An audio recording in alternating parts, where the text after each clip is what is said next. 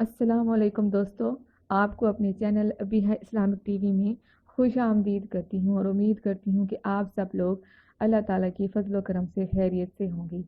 दोस्तों, ये दर्द भरा वाक़या सुनने के बाद आंखों में आंसू आ जाएंगे। दोस्तों, एक मर्तबा बीबी फातिमा घर के तमाम काम करके चक्की पीस रही थी और रो रही थी। हज़रत अली रज़ी अल्लाह अन्हा घर में तशरीफ़ लाए कि देखते हैं कि घर के सारे काम हो चुके हैं और फातिमा चक्की पीस रही हैं और साथ में रो रही हैं।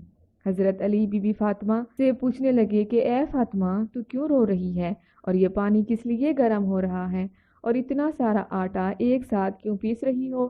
बीबी फातिमा रोकर फरमाने लगी, ऐ मेरे प्यारे शोहर, आज मैंने एक ख्वाब देखा कि मेरे बाबा जान किसी चीज़ को तलाश कर रही हैं। मैंने पूछा, ए बाबा जान, आप किस को तलाश कर रही हैं?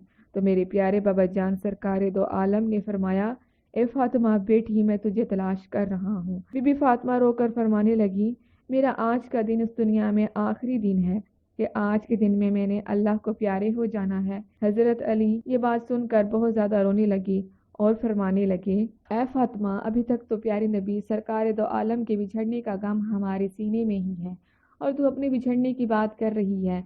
मैं तेरी इस जुदाई को कैसे बर्दाश्त करूंगा? तो बीबी फातिमा फरमाने लगी, जिस तरह आपने मेरे अब्बा हजूर की जुदाई का गम बर्दाश्त किया है, इसी तरह मेरी जुदाई का गम भी बर्दाश्त कर लीजिएगा। हजरत अली ये पूछने लगे कि पानी क्यों गर्म कर रही हो, ये इतना आटा क्यों पीस रही हो? आज के दिन भी तुम ये काम कर रही हो? तुमने बहुत काम कर लिए हैं। बीबी फातिमा रोकर फरमाने लगी, ऐ मेरे प्यारे शोहर, आपकी भी तो हक अदा करनी है, अपने बच्चों की भी तो हक अदा करनी है। मैं ये पानी इसलिए गर्म कर रही हूँ क्योंकि मैं अपने दोनों बच्चों को नहला सकूं।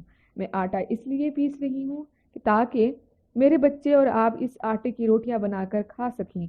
मैं कपड़ा धो चुकी हूँ, आप लोगों को धुले हुए कपड़े मिल जाएं और आप पहन सकें। मेरे बाद कौन मेरे बच्चों को आटा पीस कर और गूंद कर खिलाएगा? ये कहकर बीबी फातिमा बहुत ज्यादा रोने लगी और साथ में हजरत अली भी रोने लगे। हजरत अली बीबी फातिमा को समझाकर वहां से उठा लाते हैं और कहते हैं, ये काम मत करो। तब बीबी फातिमा की तबीयत ज़्यादा ख़राब होने लगती है, उन्हें ज़्यादा बुखार होना शुरू हो जाता है।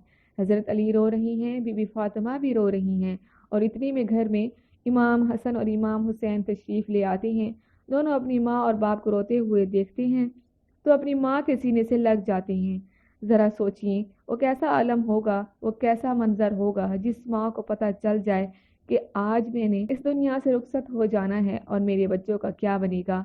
मेरे बच्चों को कौन खाना खिलाएगा? मेरे बच्चों को कौन रोज सुलाएगा? इस माँ के दिल पर क्या गुजरती होगी? अपनी माँ और बाप को रोता देखकर इमाम हसन और इमाम हुसैन भी रोने लगे और पूछने लगे, ऐ बाबा जान, आप क्यों रो रही हैं?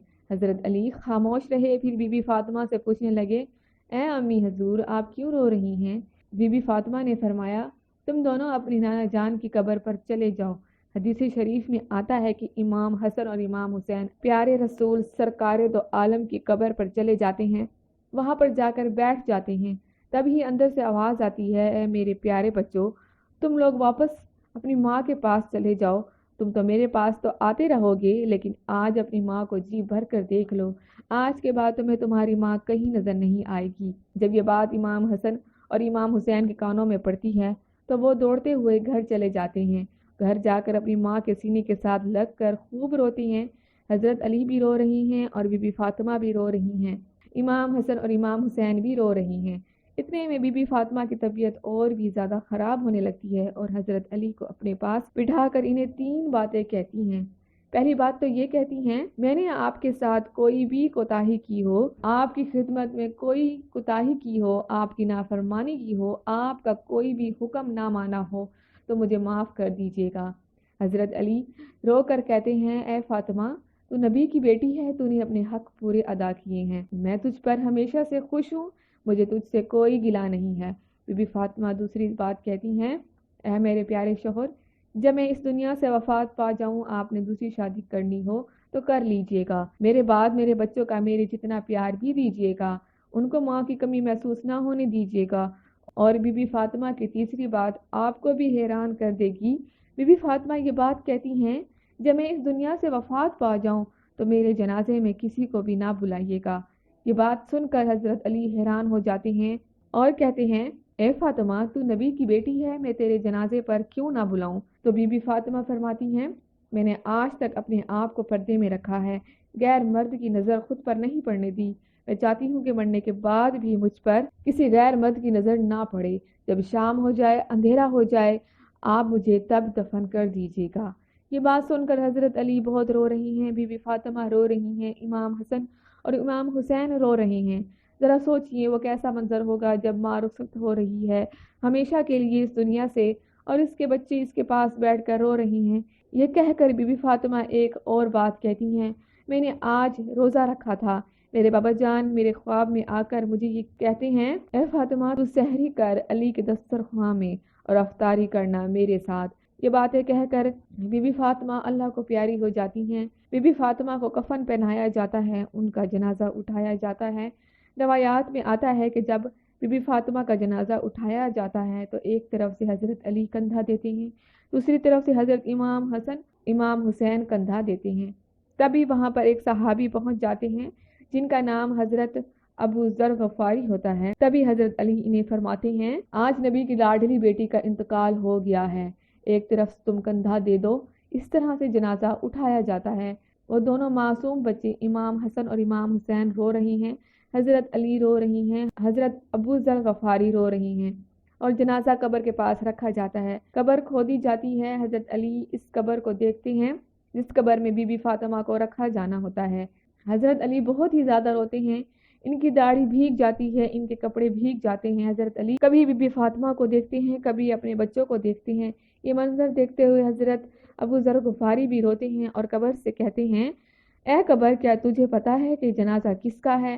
یہ ہم محمد صلی اللہ علیہ وآلہ وسلم کی بیٹی کا جنازہ ہے، یہ علی کی بیوی کا جنازہ ہے جس کو امام حسن اور امام حسین کہتے ہیں، یہ ان کی ماں کا جنازہ ہے۔ تب ہی قبر سے آواز آتی ہے میں رشتہ دار نہیں دیکھتی، میں اعمال دیکھتی ہوں۔ یہ قبر کی جو آواز آئی تھی وہ بی بی فاطمہ کے لیے نہیں تھی، وہ جنت کی حوروں کی سردار تھی۔ بی بی فاطمہ تو ہر گناہ سے پاک تھی، یہ آواز تو ہم جیسے لوگوں کے لیے تھی جو گناہ گار ہیں۔ بی بی فاطمہ کو قبر میں دفنایا گیا اور حضرت علی اپنے دونوں بچوں کو ساتھ لے کر سینے سے لگا کر وہاں قبر کے پاس بیٹھے کافی دیر تک روتے رہے۔ دونوں پیارے بچے کافی دیر تک روتے رہے اور اپنی ماں کو یاد کرتے رہے۔ وہ ہمارے پیارے نبی کا گھرانہ تھا، وہ تو بخشے ہوئے لوگ تھے، جنتی لوگ تھے، جنت کے لوگوں کے سردار تھے۔ نافرمان لوگ تو ہم ہیں جن سے ہزار سوال کرے گی کہ کون سے اعمال لے کر آئے ہو میرے پاس۔ اللہ تعالی ہم سب کو نیک اعمال کرنے کی توفیق عطا فرمائے، آمین۔